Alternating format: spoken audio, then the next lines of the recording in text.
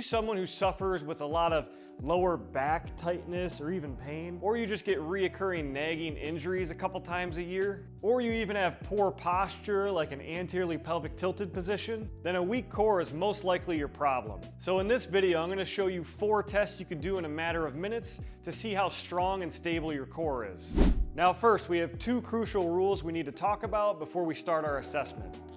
Number 1, the golden rule, is nothing in your back. And what I mean by that is when we're doing these 4 moves, if you feel any ache, pain, tension, especially in your lower back, you automatically failed the test. What we're trying to measure is our core strength. So if you feel yourself cranking into your back, then you already know you have a weak core and there's no reason to continue and potentially hurt yourself. Number 2 is excessive movement. So during these 4 tests, if your posture collapses or you get excessive shaking, then no, you don't have a stable core, and that's the exact reason why we're testing this, to see where your baselines are. So let's dive in. The first movement we're gonna do is a 60-second plank. But before we get into that traditional plank position, first thing we want to do is kind of tuck our tail or get that posterior pelvic tilt and then come up into that plank position, and we're simply just going to hold this for 60 seconds. So on your phone, you're going to start your timer, and then from here, again, we're just trying to stay as stable as possible. So if you already have excessive shaking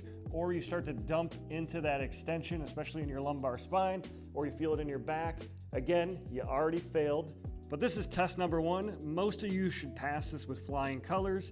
If not, don't worry, I'll give you your solution here at the end. So after you hit your 60-second mark, then we're gonna go on to test number 2. And that's gonna be holding a 45-second side plank. So again, you're gonna start a timer on your phone, and to get into a proper position, what you're gonna do is push that ground away from you so you got a nice stable shoulder. And when you come up, you're gonna put top leg in front of the other, and you're trying to have a straight line from your nose to your belly button to your foot. And again, we're just holding this for time. So if you feel yourself collapsing or you're kind of compensating to try to stay up, then you already failed. Or of course, if you feel this in your back or you feel any pain in your shoulder whatsoever. After your 45 seconds on one side, we're just gonna flip it to the other side. And again, start your timer and hold here. This test is pretty easy too. Again, most of you should pass 1 and 2. Test 3 and 4 is when we really test out your strength and stability. Test number 3, we're gonna be lying on our back. And what we're gonna do is come up into a dead bug position. And the most important thing here is you wanna keep back flat on the ground. And then a traditional dead bug, we move opposite arm, opposite leg, but we're gonna be holding this for time. So again, don't forget to start your timer here, and you're gonna go opposite arm, opposite leg, extended. We're gonna hold this for a good 30 seconds. So with this test, we're really gonna be starting to challenge a lot of your guys' cores, and you can tell I'm already starting to pant a little bit. And again, you can have micro shakes here, but we're looking for excessive movement. That would be a fail. Or of course, if you feel this in your low back at all. Then after 30 seconds, I'm sure you can guess it. So you're gonna extend that arm and that leg, and then you're simply just gonna hold while keeping that back nice and flat here. And to take your evaluation to the next level, you can also film yourself doing all these moves, so then you can really see where you're starting to compensate, especially if you're feeling it in areas like your back or anywhere but your core. And our 4th and final test is gonna be the hardest test. So from this all fours position, what you're gonna do is think about, again, tucking that tail, getting a little bit of that posterior pelvic tilt. We're gonna come up into this bear position. And before we do this move, you're gonna do a simple test where you're gonna lift one arm off the ground, and then you're gonna do the other here. If just doing this, you compensate a ton or you feel like you're gonna fall over, then just know you failed this test already. I don't want you hurting yourself.